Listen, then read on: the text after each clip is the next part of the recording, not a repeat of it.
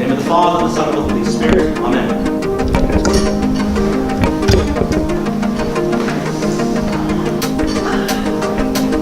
Jesus asks the man, do you want to be perfect? I don't think that was ever the man's intention or question. I find it funny because the man, this rich young ruler who comes to him and asks these questions, was not asking, Master, how do I become perfect? Right? This word perfect it's not the greatest translation from the Greek that's in the text. It gives other connotations. When we think of perfect, we think, oh, Miss Perfect over here who doesn't make any mistakes. We think of perfect sort of like, like perfect. Oh, well, no person's perfect. Or like angels are perfect or something like that. And so we have this notion of perfection or perfectionism, sort of, when we think of the word perfect, and it has some sort of negative connotations. But maybe the better word there is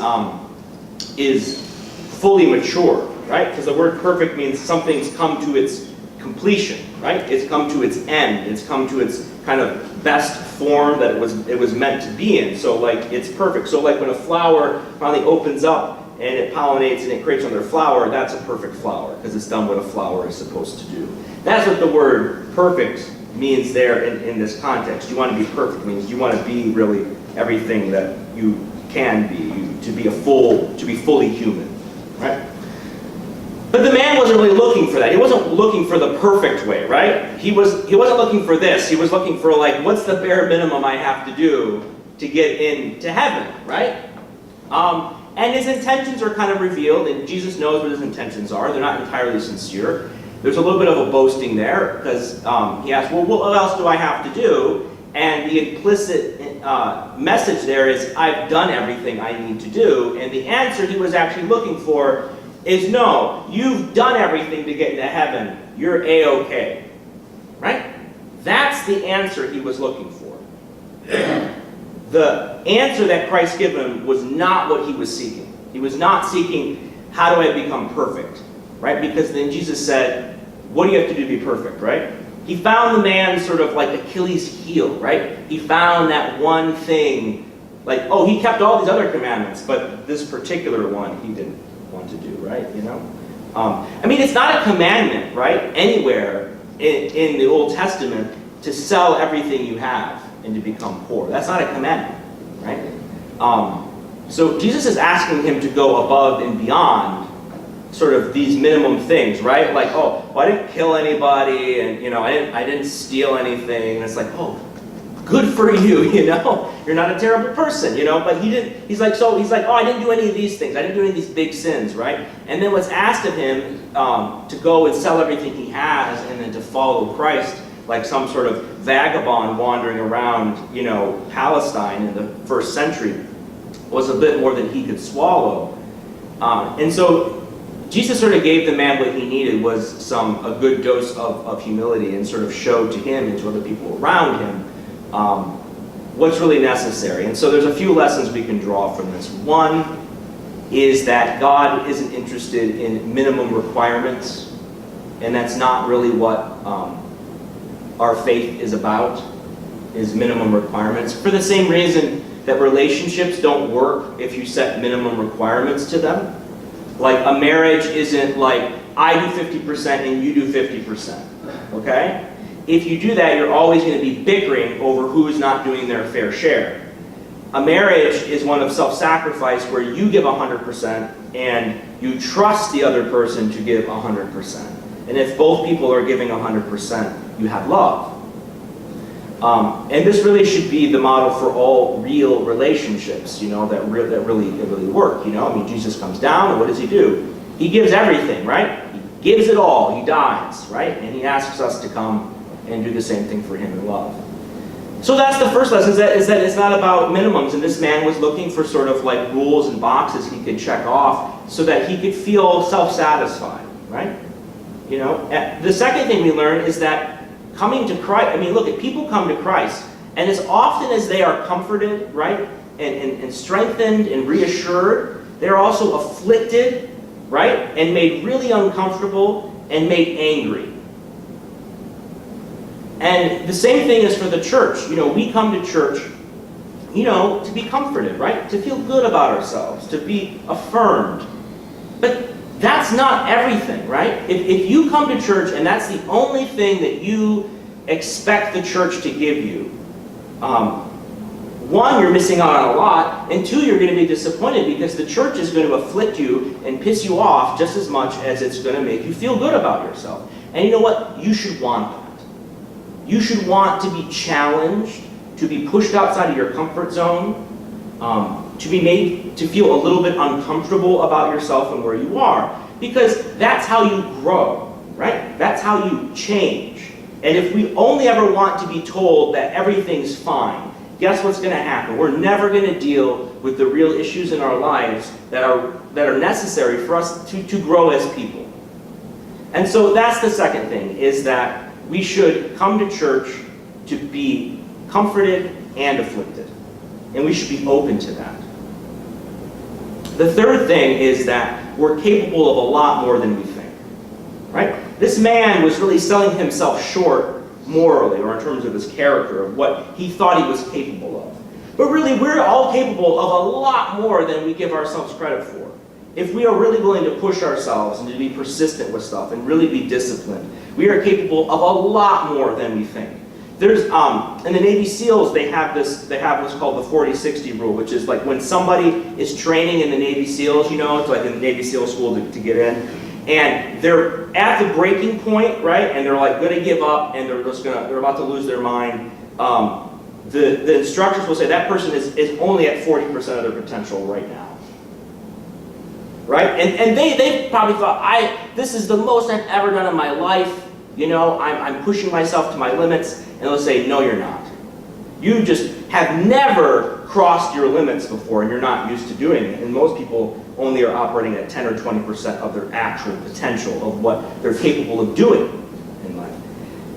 And I think that's a good message we can translate over into our spiritual lives, and really to all the areas of our lives, is that we are capable of a lot more than we think.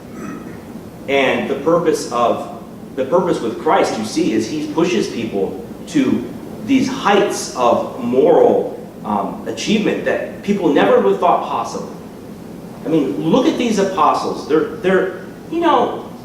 just like, they're fishermen, right? They're just like blue-collar, uneducated nobodies, right? That's what they are in Woodland, right? They're nothing special. And look what they do. They change the world. They die for something, right? For a cause. I mean, that's pretty huge, right? And they travel the world, they go to places that are totally foreign, and you think of all of the sacrifices and uncomfortable situations that they put themselves in, and where they started out, and where they ended up, and it's remarkable.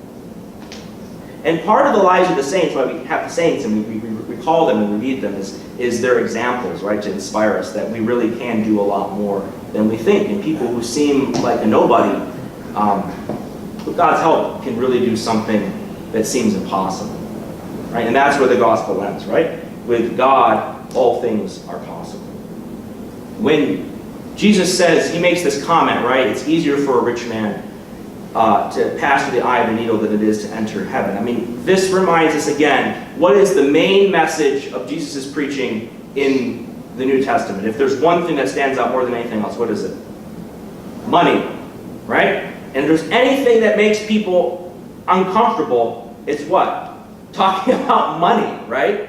I mean, it's funny, it's like Jesus talks about money, politics, and religion. It's like the three things you're not supposed to talk with people about, but that's most of what he talks about, So I don't know, if you read the Gospels and you want to be uncomfortable, I guess that's a good place to be.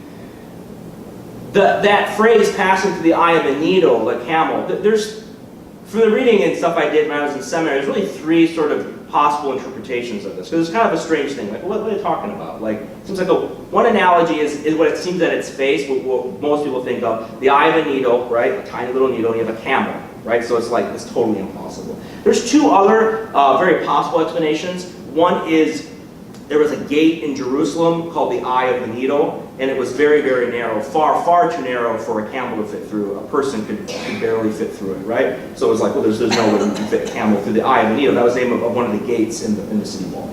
The other one is, a camel is a type of twine And a camel is when you tie the twine into a big knot, okay? And it looks like a camel's hump.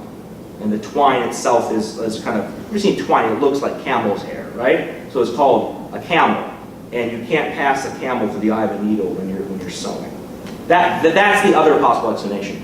But it all has the same purpose in the end, which is it's something you can't do. It's something that's impossible, right? It seems like this great thing. But it's this warning that we have, even in this gospel, is the warning of riches, right?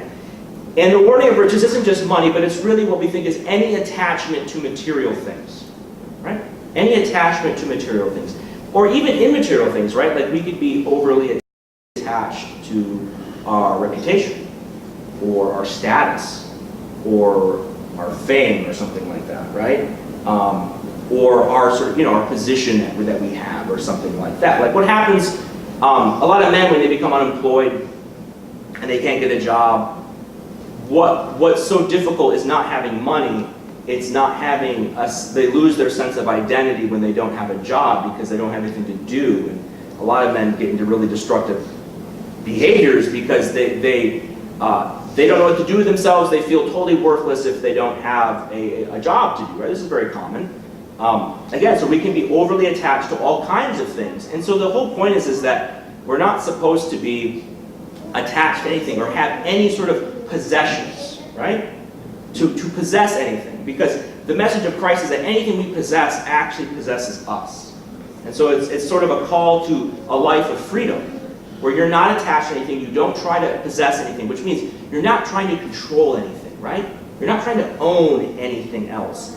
And it's not good with material things, but it's even worse with people, right? When we try to treat people like objects, then it really shows up as being something terrible, and we're trying to possess, own, and control other people. And the whole idea is that we are totally free when we let everyone and everything else also be free. And we find that we have, the one thing that we cling to is God. The one thing we find our identity in is Him. And when we do that, we find this incredible freedom, and we're able to enjoy the things of the world, right? And be grateful for them without being controlled by them, without being weighed down by them. And this is a very hard thing to learn in life, is how do I have things and use things, right? And be grateful for them and take joy in them and yet not be attached to them. If you can figure that out, you come talk to me and let me know, okay? Because that is a very difficult thing to figure out. And you read the lives of saints, and some of them have figured that out, of how to live in a world where you're grateful and you see the beauty in all things, and yet you try to control and grasp and hold on to nothing. You can meditate on that for a while, but that's a very central message of Christ in the gospel is one of non-possessiveness, right? And that's really the fourth thing that we're given in this gospel, is to not possess anything. Because if we do, we risk losing the most important thing, which is our very soul. Glory to Jesus Christ.